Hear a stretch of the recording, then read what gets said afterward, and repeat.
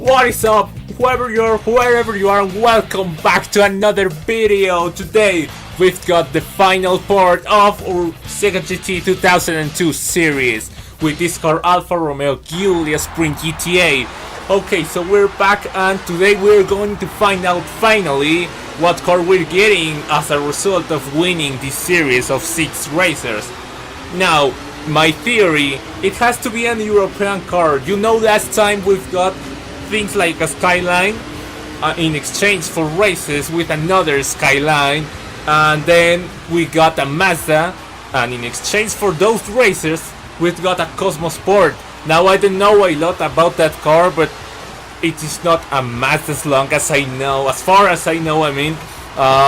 So yeah, my theory is that this car could not necessarily be another Alfa Romeo. It could, maybe, but you know, it is also possible that we get another completely different car today. Okay, so we got second place super quick. It didn't really take a lot of effort. And I have to say a comment about this car, it handles really well. I have to say it handles really well. Out of all cars I have tried on the Chronicle Mode, this has to be the best, easy. Because, I don't know, it's not only that it handles well, but it is also fast, you know. It has a very impressive acceleration, I have to say. Look at this, we're second place. This is probably the hardest track out of all tracks on the Chronicle Mode. And you know what, we're doing really good even with mods. I remind you that these cars are 2000s cars, early 2000s cars, so they are noticeable faster. Even with mods it's not that easy. I got turbo and weight reduction and everything, but still it doesn't mean it is maxed or it is a Bugatti or something like that. No, so please stop thinking that mods make the car immediately the king of the road or something like that. It makes it faster, but the car still has a bit of its personality on it, you know. It's still an Alfa Romeo on most of its parts and everything else. Okay, so we take first place and then the race is basically gone for today because, you know, it is super easy to keep the position. These guys just never really show up after you pass them. Once you pass them, the race is completely yours. But still, you know what, this is, like I mentioned it before, this has to be the hardest track out of all of the Chronicle Mode tracks. Especially with this car, you know, like I mentioned it before, this is the fastest car, at least out of all the cars that I have tried in the Chronicle Mode.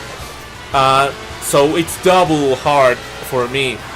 So yeah, I mean, not hard at all. Facing Japanese cars like this Nissan that we just passed, the Nissan 350C, which I think it's called Fair Lady in other countries, I don't know. It is really confusing, these kind of things, you know. But okay, we have completed the first lap, super easy, and 100 miles per hour, okay, so I thought we wouldn't reach even that. But that's okay, you know what, it doesn't really matter. The thing is that this car is fast, and I have to say, you should actually buy this car or get it on your quick battle mode or, I don't know, your story mode, because again, it is fast, and I mean it is fast, even without mods. If you saw the videos, the previous videos in the first races of this series, you will notice that the car was really fast, even in stage 1 without any mods at all. It was quite fast. But I didn't want to risk to not mod it or to choose any other non-engine or, you know, power mods, because it is really frustrating to record the entire series because I recorded everything at once. You know, this game doesn't let you choose an individual race. You have to face the entire Chronicle Mode at once in one sit, you know. So I didn't want to risk to choose the wrong mods and then having to repeat the entire thing. So that's basically what I did. I choose the mods I would usually choose. Around stage 2 or 3 I buy important upgrades. Like the first upgrade I do usually is tires or weight reduction. After that I go straight to the turbo and a tune, you know, muffler and exhaust tip stuff. That's what I usually do. So yeah, and that's exactly what I did with this car. But I'm curious about what if I didn't, because like I say, this car is super fast. I don't know. I think it would go far in this series if I didn't mod it. Now you see that there is a considerable difference. There is a considerable big gap between me and the second place guy, which is the Nissan 350C that we just passed a lap ago, exactly a lap ago, because it was around this part of the track. Anyways, the thing is that there is a gap between us, and it is a considerable gap. So that makes me think that the car would actually require a little less work, a little less of mods that I did.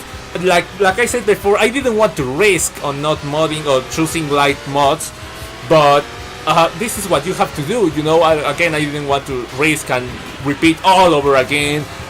Over 2 seconds of gap. Okay, so it's not that much, but you know what? I'm feeling if I didn't put the turbo, maybe I would still be able to beat this guy. I don't know, that's just me, and if you have any experience on this game, you gotta let me know in the comments if it actually will work or anything like that. We crossed the finish line in first place, obviously, and we're going straight to the results. Okay, so it wasn't the 360 even, it was another Alfa Romeo on the second place, which is funny because I saw one Nissan. Anyways, the thing is that we won the race. We're skipping the replay, of course, because none of that is of our interest. Stage 6 is clear now, and we're about to discover the car of this series. And the car is an whoa.